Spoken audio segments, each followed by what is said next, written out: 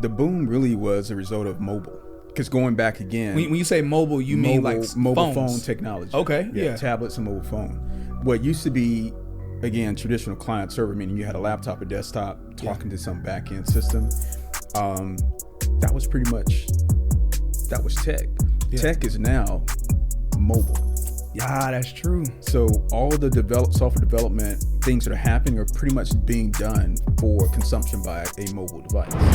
Welcome to another episode of Tech is the New Black, your source to discover experts in the technology space that are sharing exclusive secrets in this industry, all meant to help you break into tech, scale in this industry, and of course, launch your own billion-dollar startup. Y'all, we have a guest today that I'm incredibly excited about. The most senior guest we've had in terms of knowledge, in terms of tenure in this industry and within this space, who has seen a lot. He's seen a lot. And I mean, y'all gonna see it here. I'm very excited to have him, especially someone that I met before even stepping into this space. So this is really cool. You've all heard a lot from me, someone who is still young in tech. And now you're going to be able to hear from my guest who has just a obscene amount of knowledge about everything that's happening in this industry and the changes. Let me go ahead. As always, got to read off his bio. So that way y'all not just hearing it from me. We could put some respect on my guest's name. So Ed Frye was born and raised in Tifton, Georgia. He's currently a principal cloud architect for NBC Universal. He's a former senior cloud architect with Amazon Web Services, AWS.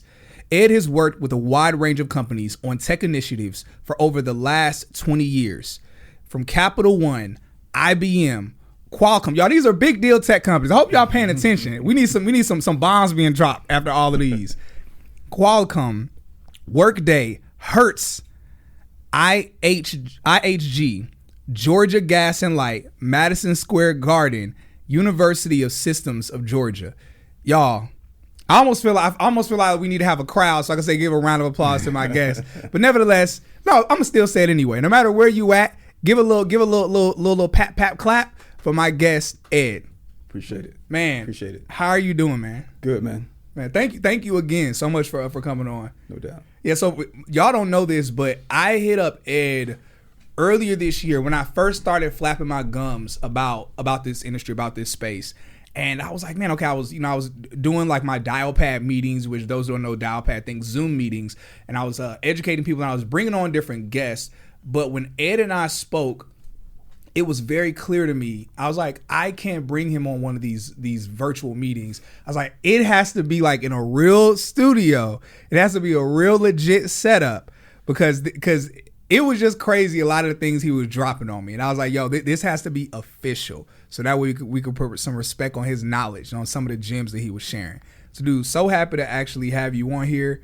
Man, let's get right into it. What does a cloud architect do? Like, what is that? Wow, it's kind of all-encompassing. Mm-hmm. You know, actually, prior to even moving to the cloud space, I was an Oracle consultant. Okay. So my focus at the time was, of course, implementations, architecting, ERP, database optimization, integration type work. What kind of led me to that was the journey. Okay. So kind of stepping into tech back in '98 with Bell South at the time, which is now AT&T. I started as a developer. And you was in tech probably before I could spell technology. That's wild. Yeah, but go ahead. Yeah, tech was different. Tech was pretty much all hardware. Yeah. Hardware, storage, of course, databases. Mm-hmm, yeah. Databases is pretty much what created Microsoft, created Oracle, and companies pretty much built around that. Yeah. Client server model. Now it's completely different. Yes. So how did you end up making the steps to, I mean, cloud architect wasn't even a thing back then because it wasn't a cloud at the time. It was all data center centric, on premise. But yeah, architects have been around since the onset. Yeah. An architect, you basically, look for solutions. Mm-hmm. You design solutions, you blueprint, you kind of find ways to innovate. Mm-hmm. And you execute, you deploy. Okay, so all right, so we have a large audience that's all over the place. There are people that are listening or watching that are other seniors in tech. Sure. but then we also have people that are shoot. Last week they probably just learned what tech is. Right. And so for the things you're mentioning about, okay, you creating solutions, right, and deploying, like what would that look like to them, or I guess explaining that to them? Yeah, I mean, that's going to look different now because of, CI/CD type life cycles where you're deploying software, you're deploying code. Yeah. Back then it was physical, you're the hardware, them actually provisioning, you're provisioning physical servers, you're bootstrapping those servers in the data center, you're plugging them into the network switches, you have firewalls. I mean, it's so basically anyone who's worked there, like let's say a call center or some company where there's a big room with these big servers, and the computer room type of thing, or the IT room. Right. Once upon a time, not that long ago, IT room. But once upon a time, that was tech. It was tech. That probably on steroids. Right. Type of thing. Flashing lights. Yeah. So all the little buttons where it's like, okay, all these buttons and cords, what is all of this stuff? Right. But something happened where now when people mention tech, usually they're referring to software. So we mentioned hardware, but now usually they're talking about software or SaaS, software as a service. Sure. So I really truly don't even know when that transition happened. Salesforce. Okay. Oh, that's why Salesforce is such a big dog. Salesforce was, to me, was the innovator.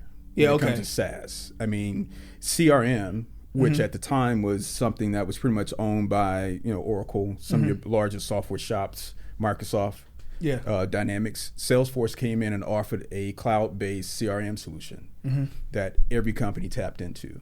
Okay. Because in terms of how companies do business, it all starts with the customer. Yeah. Which actually starts with the lead, right? So a lead turns into an opportunity turns into a customer. That's the business with Salesforce. And then once a customer buy something, now you have a life cycle. Yeah. You kind of manage all of the interactions, what they're buying, what they need, projections, budgets, forecasting, all that. Man, it's crazy because I know that Salesforce is, I'm not sure if this is still the case, but from what I've heard that they're the number one CRM, I never realized how long they've been in the game. Right. As well as just how big of a figure they were in terms of like helping transform the industry. So that's really incredible. So what's interesting to me is how, okay, I know initially it was, hardware, the space was mainly or just solely hardware, but you got into the space before anyone even knew, like really, like when most people even really considered tech, especially, and I don't like to lean too heavy into these particular conversations, but especially people who look like us. Like it's like, right, like just people of color in general weren't like tech. Like what is that? Like that's for nerds and computer stuff and things like that. So what was it that happened for you that 20 years ago or more than 20 years ago you were like, hey, yeah, I want to go this route? So let's step back a little bit. So I actually was an architect major out of high school. You said you were an architect major. I was an architect major. I went to FAMU. Okay. Briefly.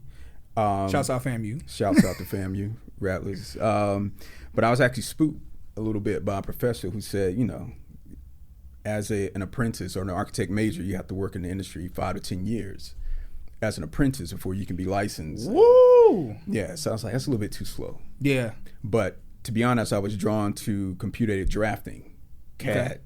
Okay. AutoCAD was kind of piqued my interest. And but you didn't touch. You said auto what? AutoCAD. What was that? Computer-aided drafting. That's actually a program used. You use it today to design buildings, virtual walkthroughs. Pretty much any building you see was probably. Oh, okay. Started. Oh, that's cool. In that app, using that application. So, but yeah, as a freshman, sophomore, junior, you didn't touch any of that. It was all old school drafting boards and all that. Oh, yeah. Even in 94, 95, that was a little too. So when you said architect, you really mean the traditional architect? Yeah. Frank Lloyd Wright type architect. Wow. So you draw? It's like a sidebar. Not really. Okay. But I like the design. Yeah. Yeah, it's a difference. Okay. It's a difference. But so that didn't quite pan out, and so I ended up switching. But getting to the point, because of my love for just technology in general, my mom actually introduced me in middle school. I was sitting home one summer, I was back home, small town, Tifton, Georgia. It was all about sports, basketball, football, but it's seasonal. So over the summer, she's like, well, you need to do something. So she signed me up for a basic programming class. That's crazy. $75. And I was like, my mom's a school teacher. It was not a lot of money, but she saw the opportunity. It's like, okay, you need to do something. But that piqued my interest. I made a video game that summer of basic programming. What? Wait. How old were you, or like what grade were you in? Grade 12. I think I was 12. And so the same summer that you got introduced to it, you ended up like developing something and making a game. Yeah, that was part of like the little program curriculum. So man, shouts out to moms. Yeah, like, oh man, so beautiful. Like her being like, okay, I'm gonna get my son in this, and I mean, like a visionary too. Like for her to see something and be like, yo, this is something he should be into. Right. Yeah. I mean, I learned flow charting. Flow charting is still a thing today. That's where everything starts. Man. Even today. Yeah. In software development. So, but yeah, it was pretty simple. Nothing. I mean, it was all. I think it was Apple IIc. No one knows what it is, but it was all. Yeah, I don't know what that is. I'm like, it was just a command, a response. Oh, okay, cool. Yeah. But so from there, I just always been drawn to computers. I was fascinated. What's happening in this thing? Why am I getting a response by hitting this keyboard? Yeah. So coming to Atlanta '98, that role with Bell South was pretty much more of like a support role. But I was exposed to financials, financial systems. So financial systems, data, understanding how they report off of data. Yeah. At the time, Bell South, they have hundreds of subsidiaries around the world. So we're getting a bunch of financial data feeds that we have to put into what we call a warehouse, data warehouse. Yeah. And what was happening is their reporting cycle was like 3 months to report quarterly financials. Okay. And CFO was like, it's taking too long. It's not quite accurate. He wanted it to be more frequent, more streamlined, and more accurate. Yeah. Right, and more accurate. It's just you got to do currency conversion. So yeah, I was kind of plugged into that, and that kind of got me exposed to databases. Yeah. That was Oracle at the time. Back then, I learned something. Just reporting in general, analytical tools. Business objects, and you have Cognotes, and you have a couple different analytical tools nowadays, but it's pretty much the same concept. Yeah. Big thing now is data analysis. You're seeing people kind of dive into that. Yeah, that's been coming up a lot. I've seen that a lot. So data analysis. So what is? It sounds like you're about to touch on what is data analysis exactly. Well, I can hear the name and assume what it is, but right. So you have languages like R and Python, some things, tools you can use to take data feeds, so data input. It can be pretty much anything, any type of data, and you basically create charting graphs. You represent that data visually.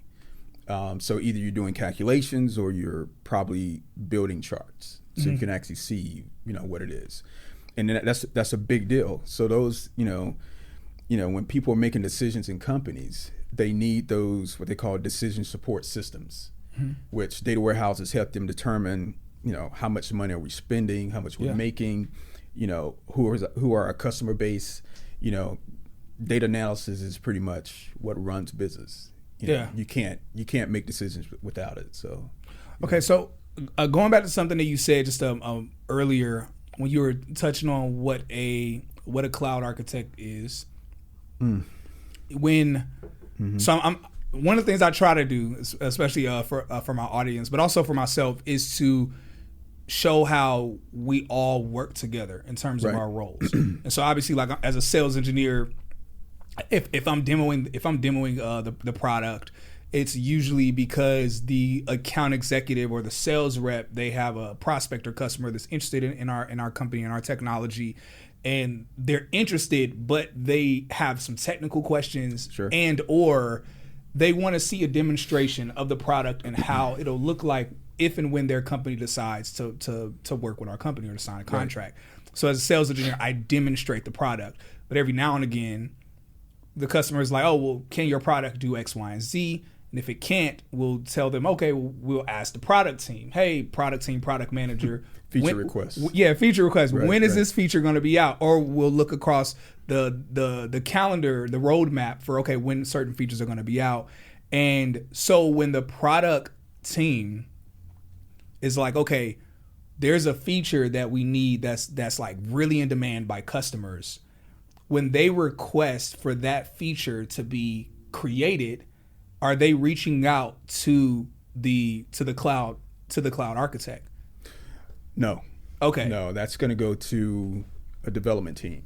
Okay. Right. Yeah. So getting back to the cloud architect, what does a cloud architect do? So right now you have what you call private cloud, which is usually something that companies will build using existing resources in their data center.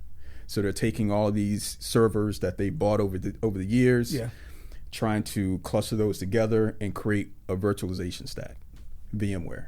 Yeah, okay. So you've probably heard of VMware. That's usually, I mean, there's other ones, I mean, like OpenShift and some things, but VMware is a big one where they're just trying to take commodity hardware and create their own private cloud to spin up virtual resources. Okay. And they're doing that because the time it used to take to launch or roll out a solution, a product, application upgrade, you had to order something from Dell. You had to, hopefully it's in back order. You had to have it shipped. You had to receive it. You had to prep it. You're talking weeks to basically launch something simple like, I don't know, a small, website or a database or, mail server. Now that can be done in minutes using automation. Yeah. Software, infrastructure as code, which is pretty much where and why people are moved to the cloud, because you can move quicker. You can pretty much ensure that what you're doing repeatable, meaning, if you stood up server A with this configuration, server B is going to come up with the same, right? Yeah.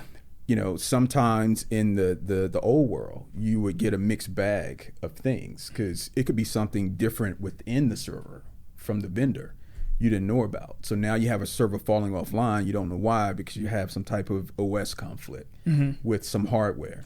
So, companies like Amazon, who used to use heavy Cisco, heavy Intel. Yeah, until they built out their... They build their own now. Yeah. They fabricate because they want consistency. Yeah. Is that why they built AWS?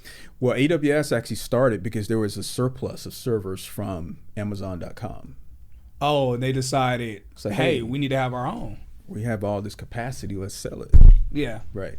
So that's kind of where AWS came about, because Amazon.com bought a bunch of capacity to sell books and was kind of sitting idle, right? And we'll get into what idle means to a company. So companies like Dell, IBM, HP were selling a bunch of hardware to companies. Yeah. Sales guys like, look, you need this. Yeah. You need to buy it. It's pretty.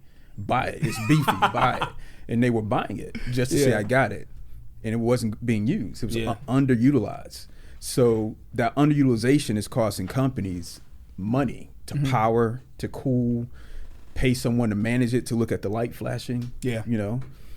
Switch a disk out, some storage every now and then. It was costing money. So you got operational costs, then you have the CapEx, capital expenditures. So those two components are just costing companies a lot of money. Yeah. And the CFO is like, we got to stop spending. Yeah. So it's just, big thing with public cloud now, Amazon, AWS, and Azure, is you're looking at ways to cost optimize, meaning we need to right size and only buy what we need. Yeah. Right? So instead of just buying this beefy server to do this one thing and you're wasting cycles, provision something that only uses the resources that we assign to it. All right, so I might be kind of jumping ahead, but listening to all of this, and literally the wheels are kind of like spinning, like going crazy in my head, because there seemed to be a huge boom at some point within just the tech space. I was going to say the software space, but I guess at the time it was barely software, it was mainly hardware. Right. But it seemed to be this boom where, okay, these companies are exploding. There are a crap ton of companies startups is kind of almost coming out of nowhere. Many of them have scaled and done incredible things. Sure. As well as we see like just the increase of hires, the increase of roles, Right. but also in that just the money in terms of the pay really being incredible. And so did that happen because, and maybe there's other factors that you'll key me in on, but did that happen because basically once companies made the transition from hardware to software, where okay, now we don't have to pay all of this money to maintain these things that take up all of this space, where we either have to keep them warehoused somewhere, or you know, and also these things cost so much and we got to kind of keep them up. Once they remove those, or at least once companies started paying other companies that had their own like data centers, is that something that saved them enough money that when the companies were able to scale, the individual companies were able to scale further and then also be able to like open up all of these other roles? Yeah, I mean, the boom really was a result of mobile. Okay. Mobile pretty much, because going back again. When you say mobile, you mean like mobile phones. phone technology. Okay, yeah. Tablets and mobile phone. What used to be, again, traditional client server, meaning you had a laptop or desktop talking to some back end system. That was pretty much, that was tech. Yeah. Tech is now mobile. Yeah, that's true. So all the software development things that are happening are pretty much being done for consumption by a mobile device. Okay. Or some web-based application. Yeah.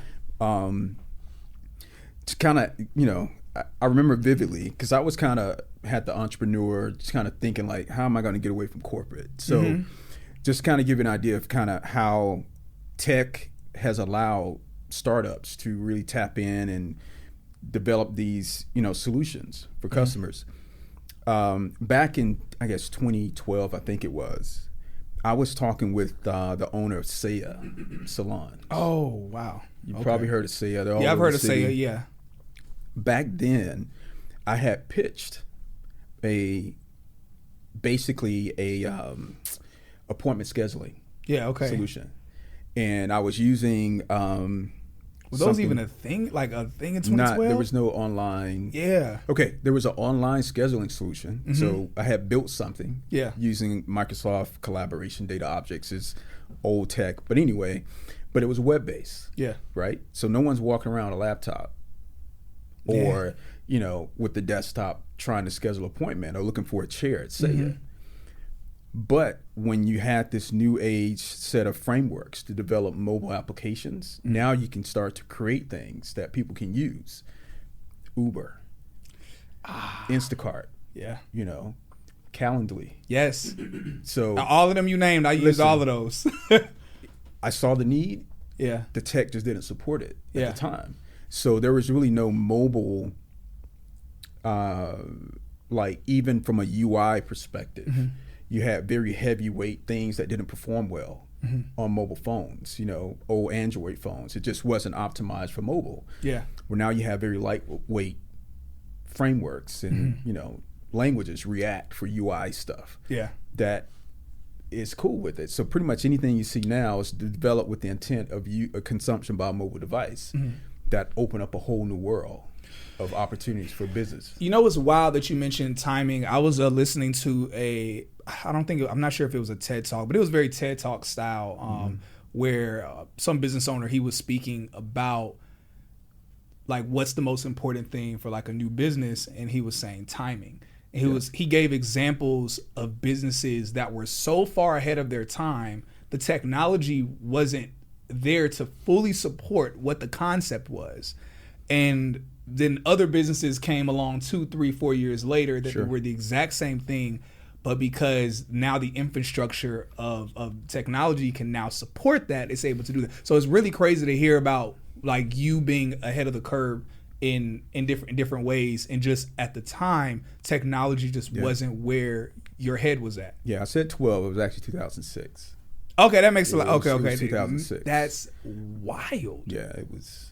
I think the first iPhone dropped in 2006 or 7. Yeah, it was. Yeah, you're right. Because I joined the Marine Corps. I graduated high school / joined the Marine Corps the end of 2007 or beginning of 2008. And at the time, there was only the iPhone. The first iPhone or the second iPhone was out around that time. So that's spot on. So with that, man, you've seen a lot in this industry. Like you've seen obviously from it being hardware focused to more software. But what are some other like changes you've seen, whether within companies or within the industry, things that like most people, even including myself, just aren't like aware of?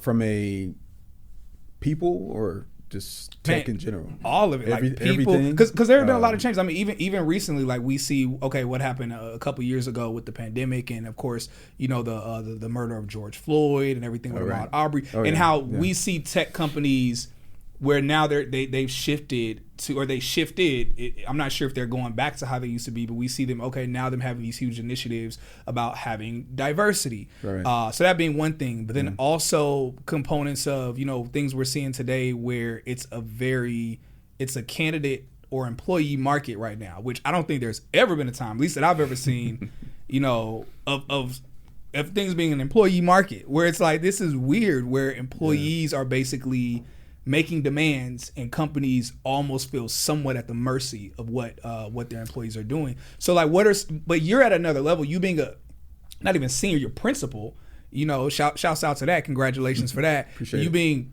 principal, which those who don't know, that's above like a senior level in tech. You've not just seen a lot, but you sit in different seats where you see things and you know things that most people might not be privy to. So I guess and I know I just said a lot there, but just literally just some of the things you've seen or experienced, whether it's with people, whether it's with technology, and also like where you think you could be seeing things going. So getting back to the attention on DEI, diversity and inclusion. Yeah. It's a big thing now. You know, obviously, you know, the events of 2020 really sparked interest. And just how we're perceived in industry, perceived in society as minorities. But, you know, I will say I was at Amazon at the time. I was actually shocked to see how people just, the organization as a whole, just kind of paused and said, hey, let's just talk. Let's just start these conversations. And the conversations weren't really framed, they weren't structured. It's kind of like an open forum. It was like real organic. I mean, top of the chain. I think Andy Jassy was involved. Don't remember Bezos being in, but Jassy for sure chimed in at times. And it's like, you know, that's the current CEO, right? No, he's moved over to the Amazon side. Okay. See, I forgot the new CEO for AWS, but at the time he was. Oh yeah, we're talking AWS. I'm thinking. Right. They're two. Yeah, AWS is the moneymaker for Amazon. Yeah, a lot of people don't know that. People think that Amazon's main source of income is basically their online retail store. No. It's like, no, it's AWS, and the general public don't even know what AWS is. It's like, that's Amazon's real moneymaker. It's cloud, for sure. But no, I mean, it's pretty much gave everyone opportunity to kind of talk about what are the oppositions you're seeing, what are the struggles, what is the daily. And I know for me, you know, moving up, you know, up the chain, different companies, you know, the challenge for me was kind of commanding the room, earning the respect of the people at the table. Yeah. It has to go beyond that initial perception. Just who I am. It's more about what does he know, and then not only what does he know, and how do we validate that. So that was always a struggle, is earning trust for individuals. So even when I started Amazon has leadership principles. That's one of them. You earn the trust of whoever you're dealing with. Okay. So that was always a challenge for me, and it wasn't. I think there was always preconceived notions about, okay, it's a large company, you know. How are you in the room? Well, I'm in the room. Yeah, exactly. All that matters, I'm in the room. I'm in the room. So, you know, once you kind of learn how to move without concerning yourself about how you're being, you know, perceived as an individual, you know, it's like, okay, I may enter this room one way, but when I leave, all that goes away. Yeah. You know, because, you know, I won't you know, you don't want to show that you're intimidated. You don't want to show that, you know, you're overly excited to be there. I'm just, you know, it's just another day. Yeah, exactly. Just another Wednesday, another Tuesday.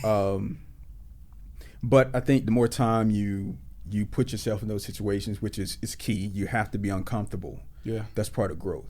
Yeah. Right. So you can't shy away from opportunities, shy away from situations, because that's where you're going to grow professionally as an individual. So, but no, I think the more time I, you know, spent, you know, starting with 98 at Bell South, just stepping into a world I knew nothing about, you know, it's like you gotta, you know, one of the items I mentioned was you gotta dive deep. You know, it's more than, you know, there's a lot of people that are getting into tech that didn't necessarily go to college. Yeah. Doesn't mean anything because most college curriculums are outdated. Yeah, that's one of the things I tell people in the space where it's like, man, especially because how everything in tech is changing faster than college. Because even if college tried to keep up with the curriculum, it's impossible for it to. Yeah. So, you know, dive deep to me means simply you just got to stay, you know, curious. Yeah. You know what I'm saying? Read, stay abreast. I mean, everything is pretty much publicized now. There was no YouTube in 98. There was no YouTube in 2000. Man. So it was books. Yeah. You know, books and some online stuff. But, you know, you read, you try some things, you know, but you got to carve out the time just to continue feeding that part. You know, it never gets to a point of arrival or a point of like, oh, I made it. It's nonstop. Yeah. Even now, there's stuff I'll be looking at tonight. Yeah. You know, it's nonstop. That's really good because oftentimes one of the things that people don't realize, they think there's so much they have to know right now just to enter the space, like at ground level. And it's like, it's not that much you have to know entry level. There are some companies that'll just take you even you don't know anything, even if you didn't do a boot camp or anything else, for like very entry level roles. But one of the things I do try to elaborate to people is that it's very strange being in this space. It's my first time ever getting a glimpse of a feeling of maybe what like a lawyer or a particular medical doctor might feel like, where they constantly have to stay up to date with, if it's a medical doctor, they have to stay up to date with surgery procedures or certain medications or how things it's like you never know it all. You have to constantly or a lawyer, laws are constantly changing, right? You know, things are constantly moving. You're getting new customers and clients all the time that have a unique situation, and you have to study their entire case, right? And so it's, when I got in this space, at first I was thinking like, oh yeah, once I get to a certain point I'll be good. But then I quickly realized, oh no, it's constant study. It never stops. It never stops. So it's like you do have to have that mentality. Like what did you do, or what do you think it was about yourself? Because you don't just accidentally, like you don't just end up as a senior cloud architect at AWS. Like that doesn't happen accidentally. That doesn't even happen where it's like, oh, I'm gonna just put my head down and work hard. It's like, no, that's something that has to have like some level of strategy behind it. Right. And so what is something either within yourself that you think you could communicate to others, or something that happened to you that sparked something in you that allowed you to kind of either make strategic moves or just make the right moves? Yeah, I mean, even getting to AWS, you know, a lot of people were trying to apply. Yeah. Right? So I remember I went to New York for, they call them summits. It's kind of like a mini conference in cities around the country. But I just went to connect. At the time, I was still consulting. I was working with the university system of Georgia that's actually Board of Regents is based in Atlanta, but the division I was working with, OIT, is based in Athens. Okay. So that's where all the systems for, if you take, you know, any class at any university here in the state, online courses, everything runs out of Athens. Oh, wow. So all of the systems where they pay people, the payroll systems, the financial systems, all that runs out of Athens. Okay. So there's 33 universities here in the state. There's 3 research. You got Georgia Tech, UGA, Medical College. So all those schools, all those people, all that data information sits in Athens. So that's wild. Yeah. So I actually started consulting with them back in 2007. I came in on opportunity to kind of help them upgrade some legacy systems, financials, and HR, because of my exposure to Oracle databases and web tech. So they brought me in. You deliver, right? So you get in, you get that opportunity, you deliver. Yeah. And customer satisfaction. That's you just got to make sure you can, speak to something, but don't overpromise, underdeliver. But you always kind of want to do a bit more. So they kind of kept me on board for a couple of years. That relationship kept growing. That experience, I had a story I could tell. That's where the resume. You're kind of building these stories in your resume. It's more than just buzzwords and topics. You kind of want to speak to something you've done, but frame it in a way where it aligns with, say, some current technology, right? So the way Amazon interviews, it's, they can vet you based on your skill set, right? Your buzzwords, but they want to know how you align to these principles that I mentioned earlier. How give me a situation where you found yourself where you had to dive deeper, or you had to earn trust, or you had to think big, just kind of outside the box. They want to know the story. And so you get in a situation in interviewing where you're going to talk, say, in the case of Amazon, you might speak to 6 people in a day. They all have different things they want to hear about. Okay. They take all the information. Is this internal or internal? Okay, internal. Okay. So, yeah, I mean, just being able to tell a story about your journey, something you've done, where you've kind of stepped outside the box. You want to make sure you keep track of that. Keep track of emails. Any kudos you get, just because at some point that's gonna matter. Yeah, it's gonna matter. So, and you mentioned a promotion at AWS, so that was like being rehired again. Yeah. But I had to have colleagues and customers, and I had to kind of tell the story. So when you say rehired again, so you mean, so even though you were there at the company and you had gone from, what was the role before you got promoted to senior? So internal, there's what they call L4, L5, L6, L7, right? So L5 is what I came in as when I was hired. I was promoted to L6, which is the senior CIA. Next step would have been L7, which is principal or practice manager or some director level role. But each one of those, there's certain things you have to accomplish. The leveling guide is what they call it. How do I check off against these items?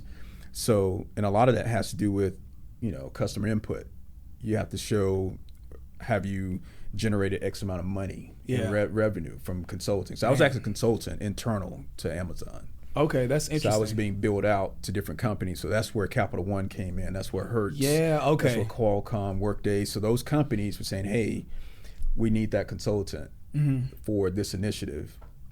And of course, Amazon would bill me at X rate. So when you went up to the L6 or to the senior at AWS, when you had made that, or when you had gotten that promotion, and you mentioned, okay, it was like you were essentially being, you didn't say interviewed. How did you put it again? It was like being rehired again. Yeah, rehired. Like being rehired. Right. So with that, there were certain metrics that you had to prove that you were hitting those metrics, but also you were saying that you made sure to keep the kudos you got, right, so that way you could use those things to present, to say, hey, look, not only did I make AWS this much money, but also, hey, internally, these are how many people I've helped. I've been a resource in this way, and I received this feedback from this many people in this kind of manner. So you really had to kind of pull from different areas. It wasn't even just, am I showing up? Am I doing my job? Am I making y'all money? But it's like other boxes that most people wouldn't even think. Like, so basically, like, okay, to be at this kind of level, there's multiple boxes and variables that you need to check to be at that level. And man, that's incredible just to really think about that. That's definitely a lot. Now, because I was wondering, I'm like, man, it's definitely strategy, because I realize that most people can be in this industry if they work hard and if they're mildly competent. If you're mildly competent, you work hard, and you have a student mentality, you can do well. But it's like there are certain levels that the higher up you go, you're getting with more competitive. Like, people are much more competitive. Right. People are moving with strategy. There are people that have been playing the long game where it was their plan to be where you're at. And so it's like, okay, something like where you're at doesn't happen accidentally. And I definitely know I wouldn't even not even have thought to done stuff like some of the things you're mentioning that you did, and just the things that you pulled together to be able to present for that rehire within AWS. So, but you, after that promotion, you left AWS with that as a senior cloud architect, right? And you went over to NBC, which I'm sure most people wouldn't even consider NBC as a tech company or having tech. It's like most people think of NBC as just media company. And so, but you transitioned from there. Why? So obviously it was a promotion when you transitioned. So one, how did you get a promotion when you had just gotten a promotion 3 months ago? Right. And two, like what was so enticing to you that you would leave, AWS, which is one of the most, if not, I think the most maybe not valuable company, but in terms of how much revenue they bring in, they're one of the most valuable companies in the world. Sure. Why would you make that transition? Yeah, I mean, they're making a lot of money, but that doesn't necessarily mean they're paying you on par with what the industry should be. It's saying, hey, this is what this person is worth based on these skills. Okay. At the time, if you've done any research on Amazon, and anyone that's actually looking at a role should actually look at or pay attention to the total comp model. Okay. Right? All right. So break that down. All right. So total comp is it's usually three things. So you're going to have your base salary. You have a potential sign-in bonus, right, when you come on board, and your annual bonus, if that exists. Yeah. It should. I mean, depending on the company, you should have some type of incentive if you're performing. So what Amazon was doing for years, and they lost a lot of senior people because of this, they were capping the base salary. Yeah. Right? That cap was $150K, actually $160K. Oh, wow. Amazon? Yeah. So what they would do, that's crazy. To supplement that, they would try to backload it with RSUs or stock options. Okay. Amazon stock was hot. They could, okay, here's 100 shares of stock. Problem with that is when you get granted RSUs, you have to wait. Yeah, because don't you have to usually stay at a company 5 years or 10 years? There's a vesting schedule, right? Man. So that in that vesting schedule, which usually probably 3 to 4 years, you can get year one, you get a quarter of it. Okay. Year two, you get another. So they kind of. So where they kind of string you along, right? Yeah. Now we all know about inflation, and things are happening while you're waiting, right? Your value's going up because you're doing more, you've done more. And so going through that promotion cycle, I was like, I've done a lot in 3 years. And I had been with the company 3 years. So in my fourth year, your contract doesn't really run out, but your initial total comp package is based on 4 years. So I wasn't necessarily happy with the outcome of the promotion. It was pretty much, here's some more stock, wait for it. No, I might shop this thing around a little bit. Yeah. I've contributed a lot. I think I probably generated, I think I went back and looked at it, like 6 million in consulting hours over 4 years. Wow. That's just individual. That's my work. That's what I'm billing.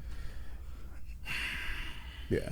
So I don't know if I was supposed to say that. No. That was perfect because one of the things that I see a lot with people that are trying to enter into this space is that all they know about are the big name companies, just the big wigs. And obviously NBC is like no shrimp fry. Like they're a big deal as well, but they're not a FANG, type of thing. And so oftentimes I find myself telling people like, hey, like don't get so caught up on just the flashy, company, because many times depending on the company, like they're not going to pay you industry standard because they're going to feel as if, we're this company. Like I'm thinking like Tesla. I have a friend of mine. He actually lives in this building, and he's a principal. He's a CTO at one company, but he's a principal developer.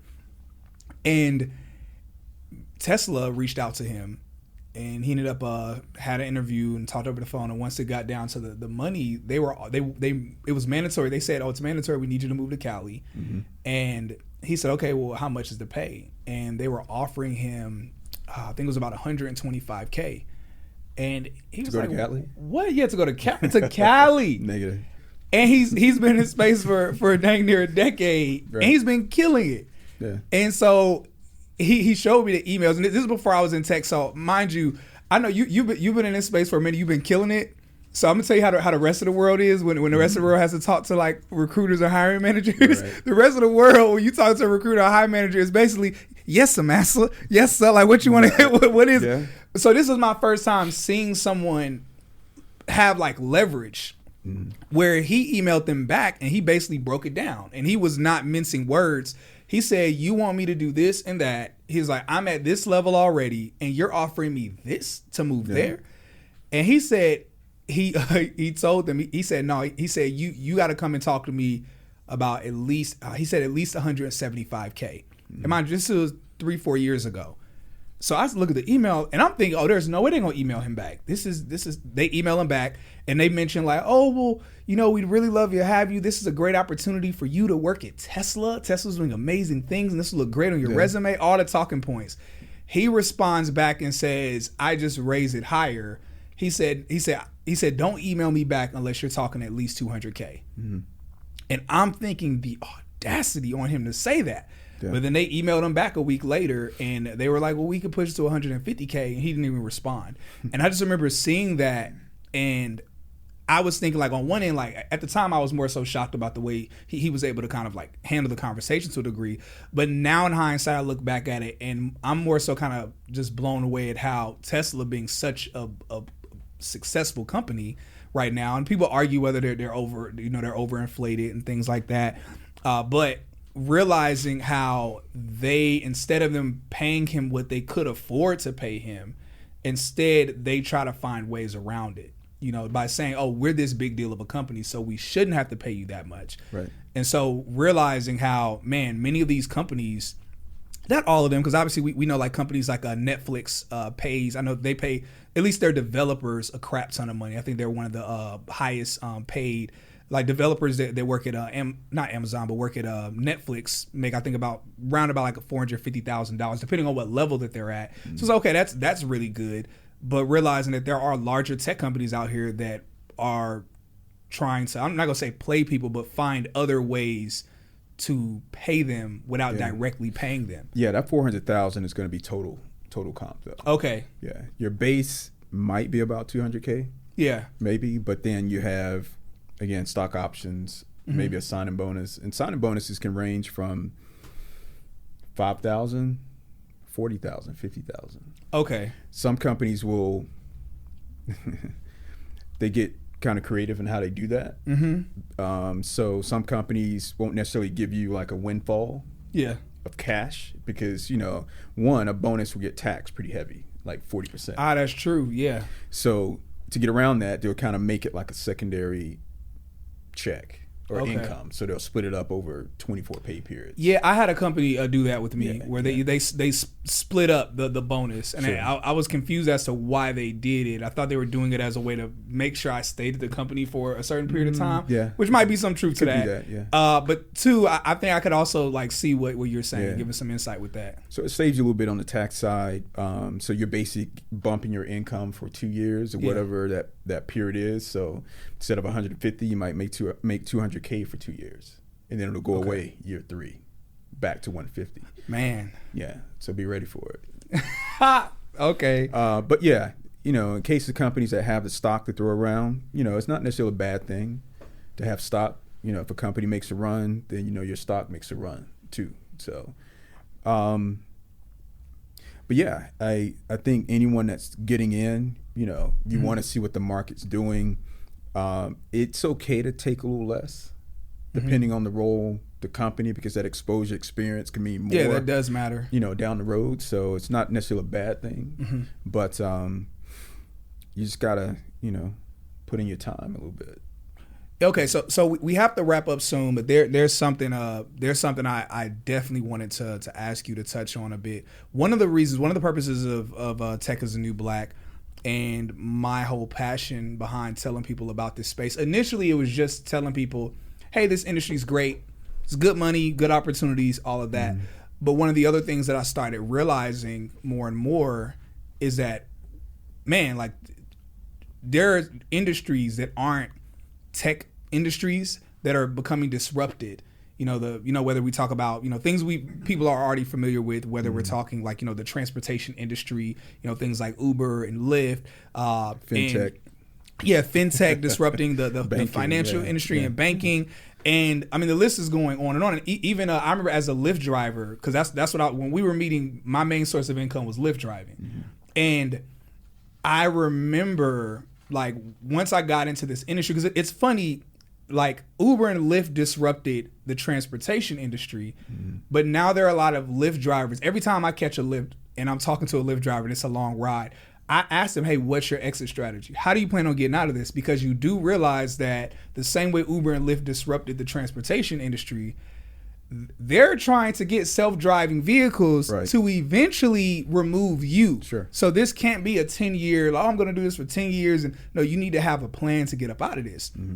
So now that's just like one example, but this spreads across multiple industries where people don't realize what's about to happen to their industry or their corner of the world where they think they're safe. And so my passion became, hey man, I really want to, even if people don't want to be in tech, you need to be aware of some of the things that are coming downhill that are going to affect you whether or not you want it to. So from your vantage point, like what are some of the things, whether we talk about like Web 3.0 or, the metaverse or other things that are happening that people might want to look into a little bit? I would probably say AI, machine learning. Okay. That's in practice. I mean, there's some things you're touching on that, some of the traditional everyday tasks that happen, say, in an IT operation. Now you have systems that can kind of make decisions on their own, particularly in the security space, right? So what used to be, you had monitoring, intrusion detection, IPS stuff going on where you just got to look at things that are happening and then someone has to react to it. Yeah. That reaction now is based on some type of model. I just invested in a, don't y'all judge me for this investment. Nobody judge me for this. But I got pulled in. It was on Instagram. I don't invest from stuff I see on Instagram usually. Meme stock, huh? No. It wasn't meme stock. It's a company where they utilize, I believe, a version of machine learning where they have, it's like an actual like robot or hardware that it can watch you do something and it learns what you did. So they're using it right now first inside of like certain fast food chains where it can watch the task that someone will do. If it's like a task that's like very repetitive, them grabbing something and the machine, like it can scan you and watch the task that you're doing. And then the machine will be able to go and do that task. And of course, they're working on building it out. They're right now in I think it's either they're between seed round and Series A. And so I was like, okay, this is a good spot to kind of throw a quick $1,000 at them and see what it does, kind of like watch it. But you kind of got me thinking about that when you mentioned machine learning, where it's like, man, like, is that similar where like an actual machine is watching what someone is doing, or like what does that really look like?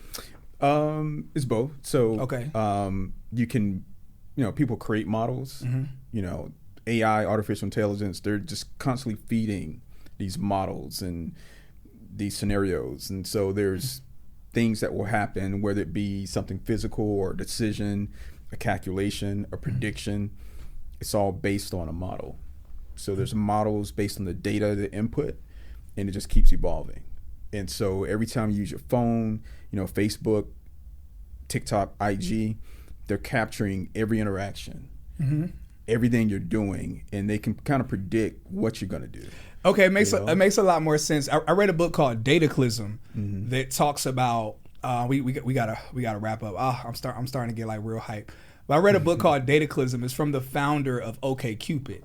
Okay. And the book talks about the data that they've extrapolated from people using their dating site, and it breaks down how the technology knows you better than you know you. For sure. It knows, and we've all seen it where you're scrolling on social media and it's like, all I did was thought about this thing. How did it appear as an ad?